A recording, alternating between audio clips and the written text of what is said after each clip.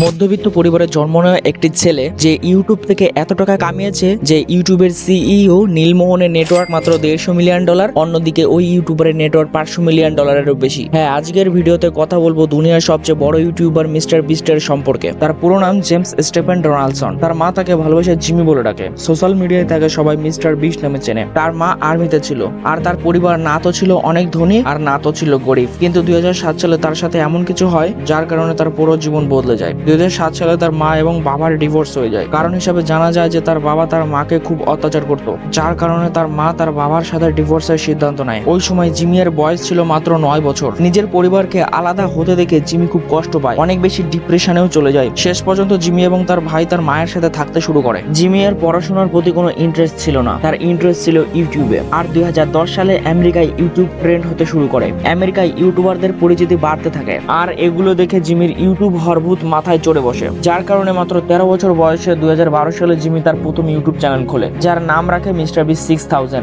নামটি রাখার কারণ হচ্ছে তার মাইনক্রাফট গেমের আইডির নাম ছিল এটি। জিমি ইউটিউবে ভিডিও বানানো তো শুরু করেই দিয়েছিল, কিন্তু সফলতা দেখা সে এখনো পায়নি। আস্তে আস্তে 5 বছর কেটে যায়। এই 5 বছরে সে ইউটিউবের অ্যালগোরিদমও বুঝতে শুরু করে। এজন্য আজও কিছু মানুষ মিস্টার বিস্টকে ইউটিউবের অ্যালগোরিদম হ্যাকার বলে। কিন্তু তার গ্রোথের আসল কারণ তার ইউটিউবের গ্রোথ টিপস এন্ড ট্রিক্স। আমি সামনে গিয়ে তোমাকে বলবো মিস্টার বিস্ট কি টিপস এন্ড ট্রিক্স ফলো করে, কিভাবে তার চ্যানেলকে অনেক তাড়াতাড়ি গ্রো করেছে। 2015 এবং 16 সালে জিমি ইউটিউবের সবচেয়ে খারাপ ইন্ট্রো সিরিজের মাধ্যমে জনপ্রিয়তা পেতে শুরু করেন, যেখানে তিনি ইউটিউব ভিডিও ইন্ট্রো নিয়ে রোস্ট করতেন। 2016 সালের শুরুতে জিমি ইউটিউবার হিসেবে পূর্ণকালীন ক্যারিয়ার করার জন্য ইস্ট ক্যারোলিনা ইউনিভার্সিটি থেকে পড়াশোনা ছেড়ে দেন। তার মা এটি মেনে নিতে পারেনি এবং তাকে বাড়ি থেকে বের করে দিয়েছিল, কিন্তু পরে অবশ্য তার মা তার সফলতা দেখে তাকে আবার বাড়ি ফিরিয়ে আনে। তার মা স্পষ্ট দেখতে পেরেছিল যে তার ছেলে জীবনে অনেক বড় কিছু করবে। মিস্টার বিস্টের সাফল্য শুরু হয় যখন তিনি অভিনব এবং ব্যতিক্রমী কন্টেন্ট তৈরি করতে শুরু করেন। উদাহরণস্বরূপ, তিনি টাকার স্তূপ ধ্বংস করার, বিশাল ইনভেস্টমেন্ট দেওয়ার এবং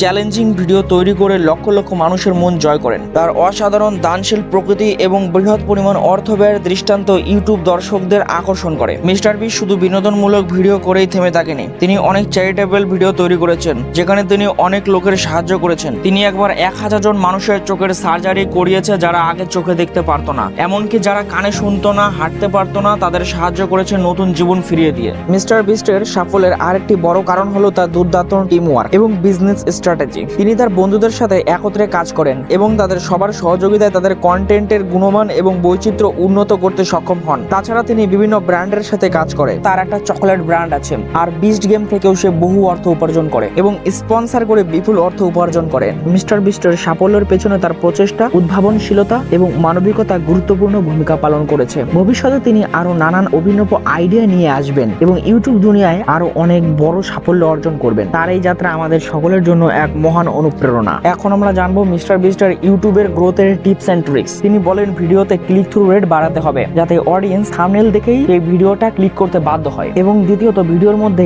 এমন ইউনিক কিছু রাখতে হবে যাতে অডিয়েন্সরা ভিডিওটা সম্পূর্ণ দেখে। এবং সর্বোপরি ভিডিওতে প্রপার থাম্বনেল, টাইটেল এবং ডেসক্রিপশন দিয়ে ভিডিওটা আপলোড করতে হবে, যার ফলে অডিয়েন্সরা ওই ভিডিওর টাইটেল, থাম্বনেল দেখেই সেটা ক্লিক করবে এবং সম্পূর্ণ দেখার মাধ্যমেই সবার কাছে পৌঁছে যাবে সেই ভিডিওটা। আর এভাবেই তুমিও সফলতা পেতে পারো ইউটিউবে। এই ছিল মিস্টার বিস্টের সফলতার গল্প। আশা করছি আপনাদের ভালো লেগেছে। যদি আপনারা মিস্টার বিস্টের অন্যান্য তথ্য জানতে চান তাহলে কমেন্ট করে জানাতে পারেন। ভিডিওটি ভালো লেগে থাকলে অবশ্যই লাইক, শেয়ার আর সাবস্ক্রাইব করতে ভুলবেন না। ধন্যবাদ।